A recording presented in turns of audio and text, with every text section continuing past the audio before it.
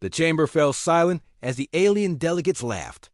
It wasn't loud, just a thin clicking amusement from beings who believed the outcome was already a done deal.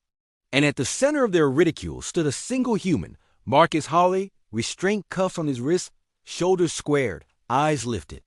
The arbiter's voice boomed through the hall, announcing that humanity's primitive consultant had exactly 60 minutes to succeed where a galactic alliance had failed for 20 years. If he didn't, Earth's petition for continued autonomy would be denied, and its orbiting defense grid dismantled, piece by piece. The station was called the Helix Forum, a cathedral of light and impossible geometry suspended above a blue dwarf star. For 2 decades, it had housed the most expensive failure in known space, a star anchor engine embedded in its core. This engine was designed to stabilize wormhole lanes across half the Orion arm. It was a project that had consumed trillions in resources, the finest alien minds, and millions of hours of simulation.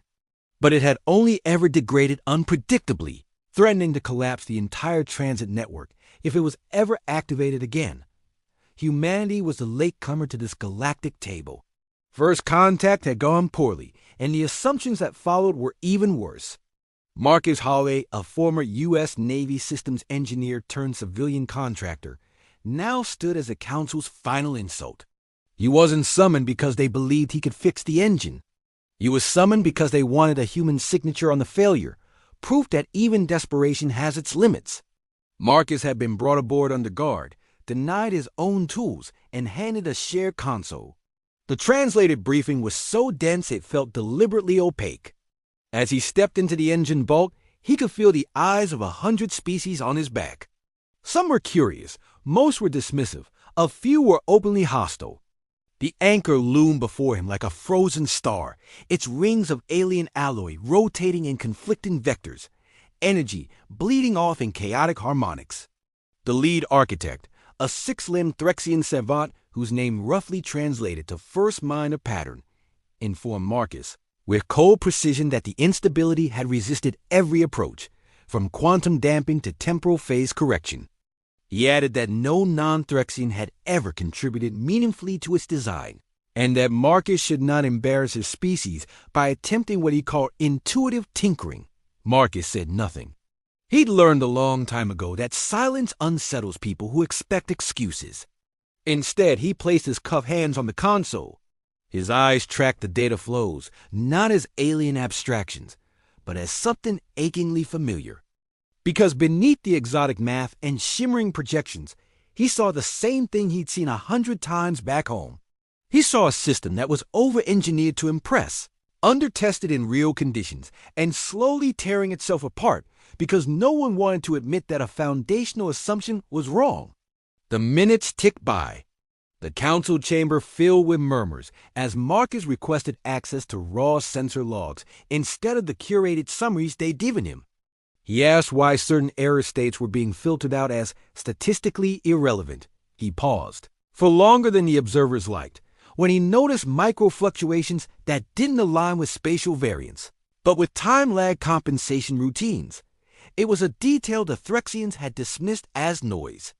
At the 30-minute mark, an arbiter leaned forward, its mandibles flexing. It asked if the human required additional explanation. Marcus finally replied, his voice calm. He said he needed less explanation and more honesty from the machine. And then he did something no one expected.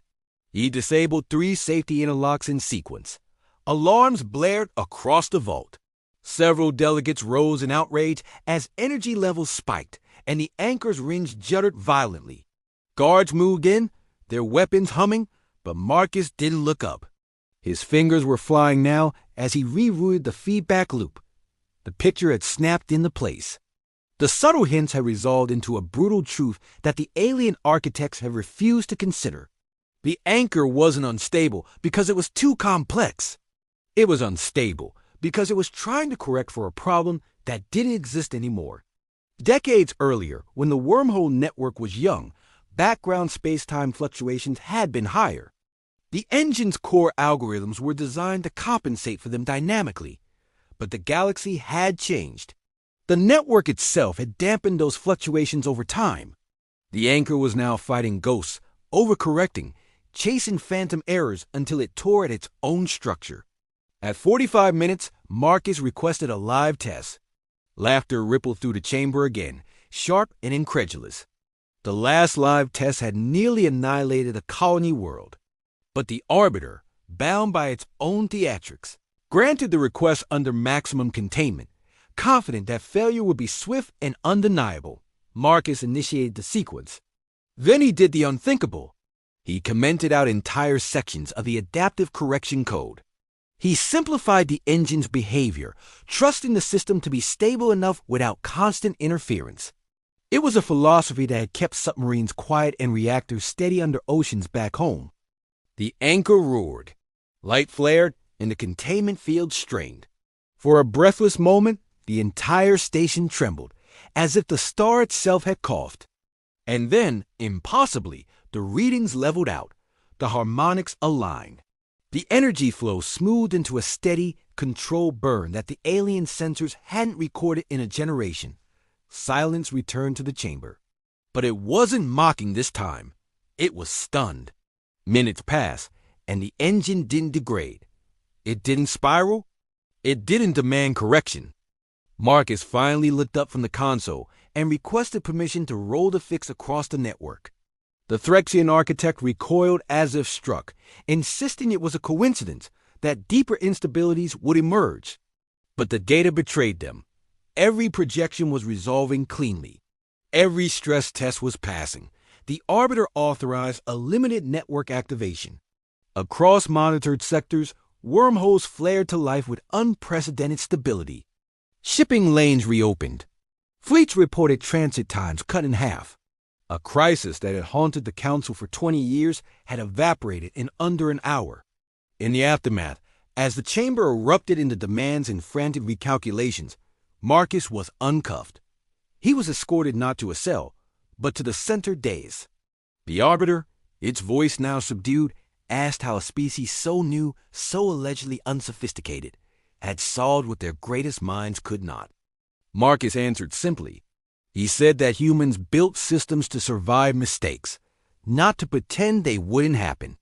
That they plan for wear, for drift, for the quiet ways reality changes when no one is looking. The political shockwave was immediate and seismic. Earth's autonomy was reaffirmed, not as an act of charity, but as leverage.